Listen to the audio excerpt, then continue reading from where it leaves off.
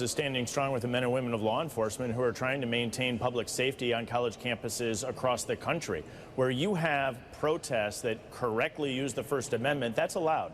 But where those protests turn into illegal activities, breaching the law, threats, violence, etc., that's playing out on a regular basis on campuses across the country right now, I think it's important to make a strong statement that we stand with the men and women of law enforcement to be able to come in and reestablish public safety on our college campuses immediately. If college campuses like Columbia or in my home state in Madison, Wisconsin had done that sooner, we would have been better served.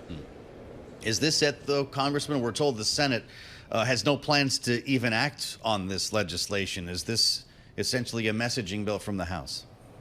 Well, I have a lot of concerns with the inaction of the United States Senate. Number one is they haven't acted on the House's passed border security measure. And so Chuck Schumer and the Democrats in the Senate continue to stonewall lots of good legislation. I'd love to see the Senate take a lot more up or down votes because I think we could get a lot more done on behalf of the American people.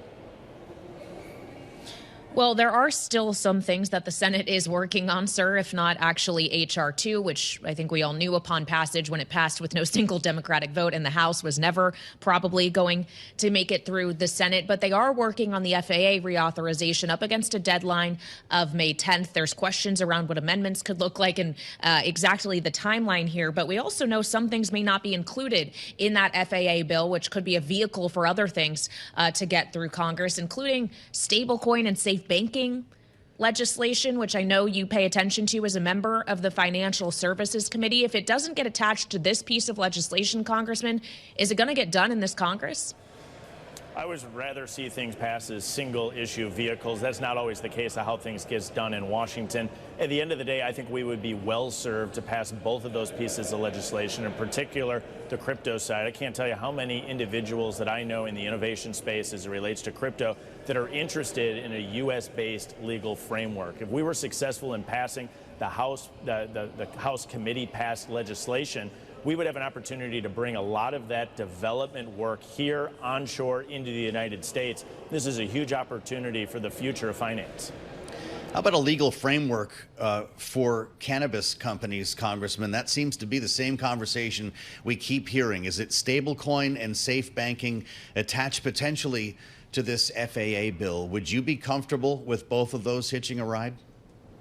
The Safe Banking Act, I think, is less actually in the policy of marijuana, which I'm not a big fan of. But I think It's saying we don't want the social policy inside bank regulation. We see that time and again from both the left and the right, where we see individuals trying to place social policy on bank regulators. Bank regulators should be focused in on the risk that's existing, in particular to depositors. And so that vehicle, though, might need to find a ride. I'd rather have single-issue votes. Congress in Washington would be far better served if we had more up or down vote on single-issue bills. Unfortunately, that's not how this place works. So if we can figure out a way to get that across the line, at the end of the day, I'd be supportive of it.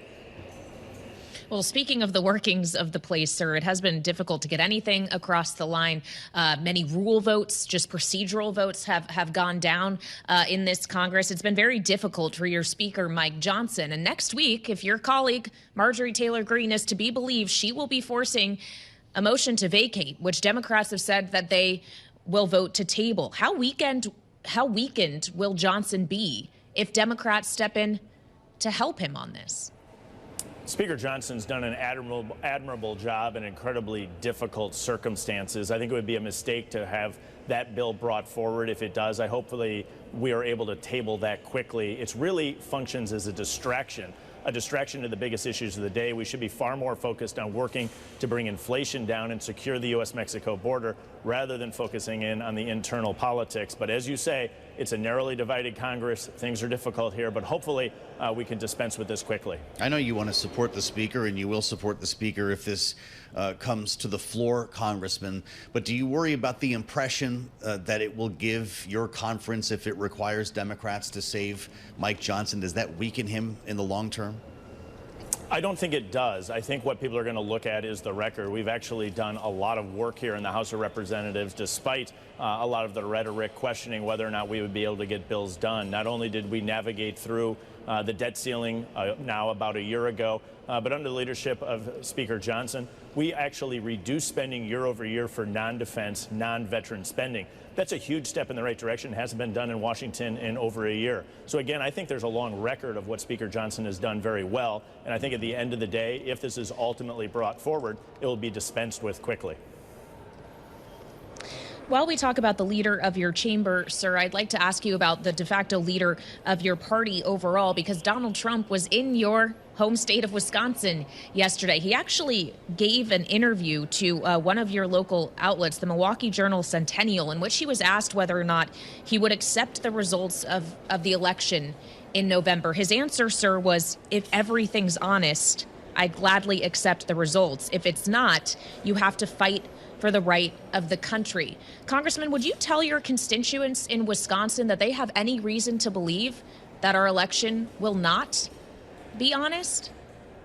I think we got a great opportunity, not only in Wisconsin, but across the country, to have a safe and secure election. I've been working on election integrity legislation here in the House that I think could actually garner bipartisan support and move us forward. There's opportunities to change the law, in particular as it relates to foreign funds that continue to find their way into U.S. electoral politics. I think there's opportunities to move us forward. Broadly speaking, we have a strong election system, and in particular, making sure that people take advantage of voting is good for our democracy. The more people that vote, the better off we are, and encouraging people to come out and vote legally is going to be essential this fall. Well, Congressman, it's not lost